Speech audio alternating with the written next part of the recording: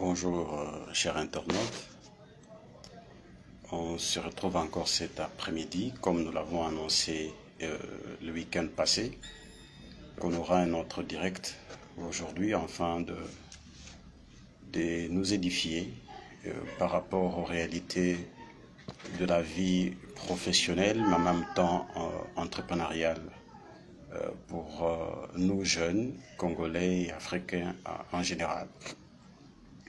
Alors, cet après-midi, nous allons partager autour d'une thématique qui s'intitule « Qu'est-ce qui fait que l'Afrique connaît un retard sur le secteur entrepreneurial ?»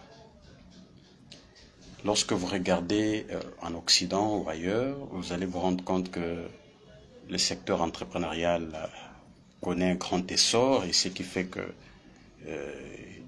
les niveaux de vie de la population elle est croissante. Par contre, quand vous regardez les conditions socio-économiques de l'Afrique, elle est précaire et la pauvreté ne fait que gangréner dans le continent.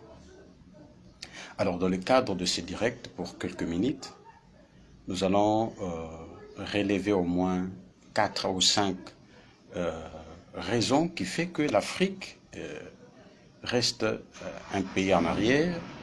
Et ces situations ne fait que tourner à rond ou tourner au ralenti. Alors, la première raison qui fait que l'Afrique connaît un retard dans le secteur entrepreneurial, c'est l'implication politique de l'Occident dans le choix des dirigeants ou des décideurs politiques. Vous allez vous rendre compte que pour la plupart des pays africains qui ont obtenu l'indépendance dans les années 60, si vous regardez bien ces pays-là, jusqu'au jour d'aujourd'hui, vous allez vous rendre compte que leurs pays colonisateurs continuent à avoir une mainmise sur les orientations ou sur leur implication par rapport au choix des dirigeants. Vous allez vous rendre compte que même lorsqu'il s'agit des questions électoraux ou certains enjeux politiques, l'Occident donne des injonctions ou impose son propre choix. Et ce qui fait que jusqu'au jour d'aujourd'hui, l'Afrique, en quelque sorte, n'est pas totalement émancipée. Donc on peut parler de l'émancipation politique sur les papiers, donc c'est-à-dire que on vous a octroyé l'indépendance en papier, mais quand vous regardez sur le plan pratique, on se rend compte que jusqu'au jour d'aujourd'hui, l'Afrique est encore en quelque sorte un esclave. Donc cette réalité-là sur le choix des décideurs ou des dirigeants politiques, ça ne permet pas que les continents arrivent à se doter de hommes capables ou de hommes qui ont un esprit nationaliste, qui peuvent participer pour l'émergence et le développement du secteur entrepreneurial. Parce que vous êtes sans ignorer que chaque président qui vient à la tête d'un pays, lorsqu'il n'est pas l'émanation du peuple, il va travailler pour l'intérêt de ceux-là qui l'ont mis à la tête du pays.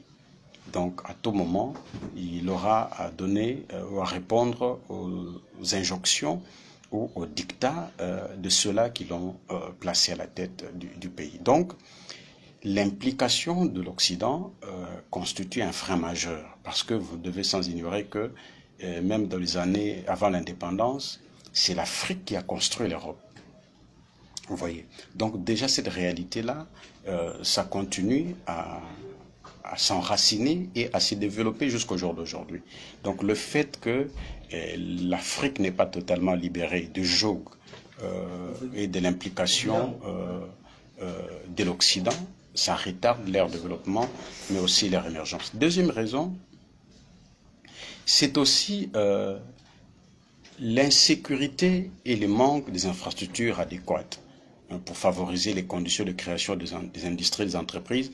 Ça devient également un deuxième frein qui ne permet pas que le secteur entrepreneurial puisse connaître le développement et l'émergence. Parce que lorsque vous venez pour créer une entreprise, il faudrait que vous trouviez un cadre quand même qui vous permet de bien évoluer en termes d'infrastructures. On parle de routes, on parle de l'énergie, donc on voit l'eau et l'électricité, mais on voit en même temps aussi une autre raison, c'est la sécurité.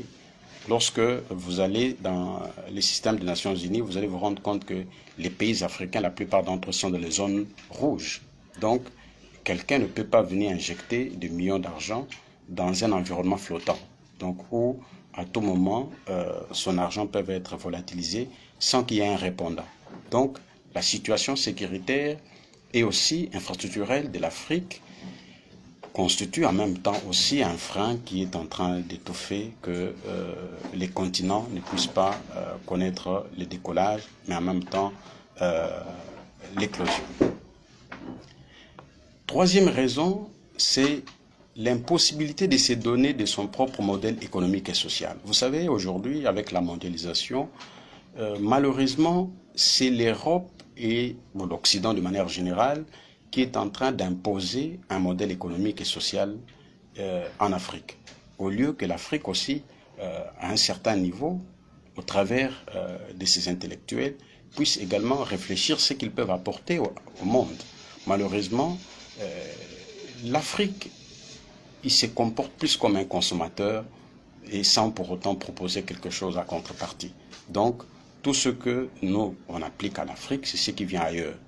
Donc, que ce soit sur le plan sociétal, que ce soit sur le plan économique. Donc, l'Afrique n'a pas son propre modèle économique. Or, nous devons contextualiser notre situation économique et sociale par rapport à nos propres réalités. Donc, ça constitue en même temps un frein qui ne le facilite pas et ne permet pas le décollage du secteur entrepreneurial en Afrique.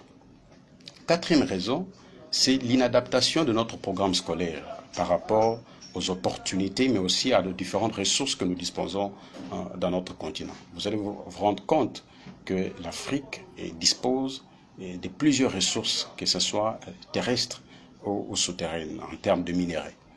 Mais aujourd'hui, on parle, par exemple, de l'économie verte. On parle aujourd'hui de batteries électriques, parce que d'ici 2030, il y aura beaucoup plus de véhicules électriques que les véhicules que nous avons aujourd'hui. Mais posons-nous la question, qu'est-ce que font les Africains ou les dirigeants africains? Quelle est la réflexion qu'ils sont en train de mener pour adapter un programme académique ou scolaire afin de doter de la main-d'œuvre qui peuvent arriver à relever ces défis-là? Donc aujourd'hui, il n'y a pas de réflexion qui sont en train d'être menées. On continue avec notre système éducatif colonial qui a été surconçu ou sur mesure par rapport aux intérêts des colonisateurs.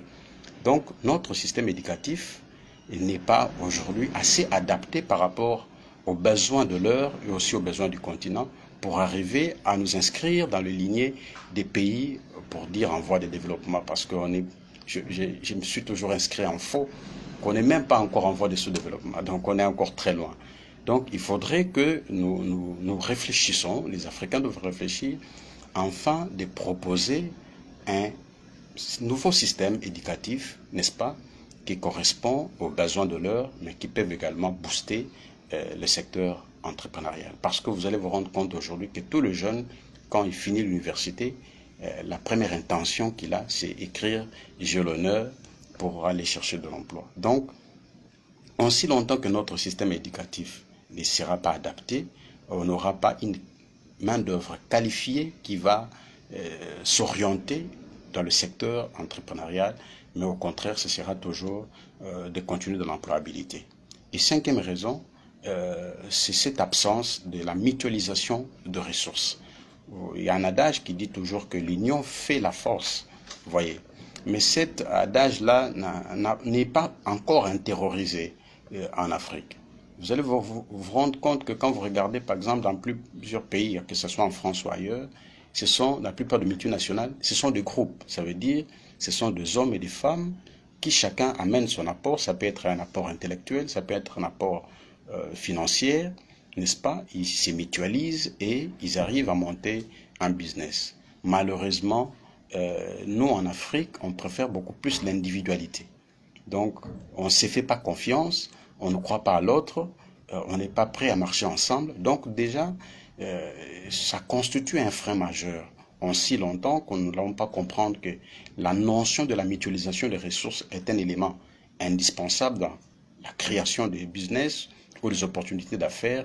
Donc, il nous sera très difficile de pouvoir relever ces défis-là. Donc, au moins 5 éléments que nous avons eu à ramasser pour quelques minutes, comme nous l'avons dit au début, afin que ça puisse nous amener dans la réflexion.